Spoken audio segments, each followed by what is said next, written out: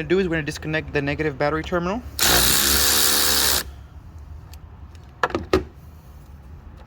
Just put it out the way. Okay guys, to replace this resistor is fairly simple. What you're going to do first is you're going to take a 7mm, remove that screw and that screw, and then this piece right here is just held on here with some guides.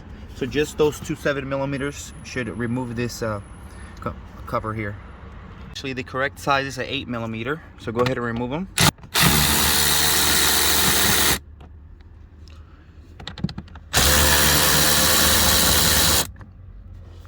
It just come off fairly easy. Okay, oh, I see that you have a wire harness that's actually to the blower motor that's being held on here. So go ahead and take a clip popper or anything like that to remove this. Let me go ahead and do that.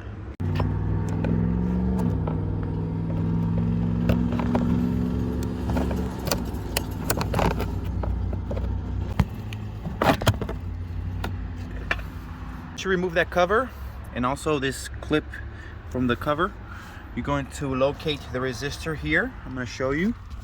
It's right there. Okay, it has two Phillips head screws as well as that connector. So remove that connector first, and then I'm going to remove those two Phillips head screws. Now, if you find that the connector is a little bit difficult to remove because of the limited space, what you can do is you can remove this Phillips head on this air duct here. So you can remove that air duct and give you better access to that resistor. So I'm going to go ahead and do that. Now, it doesn't give you much clearance here, but at least it lets you see the connector a lot better so that you can you know, maneuver your hands on the connector and remove it. The way to remove that connector is you're going to need to press the tabs on the top right here. You can see it right here where the blue writing is. You press that and then you remove the connector. To remove those Phillips head screws, I'm going to be using this short stubby screwdriver. If you have one that's shorter than this, it's even greater because mine's is almost barely fitting in this area, but it's enough to provide the clearance I need so I can remove these screws. So go ahead and remove these using a screwdriver, short stubby screwdriver.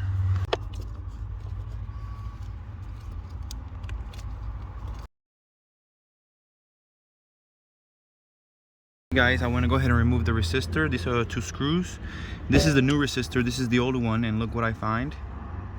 The solder point broke off, which is the reason why the resistor is only working at high speed, because at high speed the voltage passes through regardless of resistor functionality or not, but it cannot go through any of the resistors, which is the reason why it only works at high speed. Okay, so we're gonna go ahead and replace this. Okay guys, I'm gonna go ahead and put the new resistor on with the two Phillips head screws there. I'm going to go ahead and plug the connector, and don't forget about this Phillips head that goes here, and put everything back in reverse order, and that is the way to replace the motor blower motor resistor. And if you found this video useful, guys, go ahead and subscribe to my channel, put a comment in the comment section, and also give thanks, which is a little button under the video to give a small donation for me to keep making these videos for you guys. I will greatly appreciate that. So thank you guys for watching this video, and keep driving.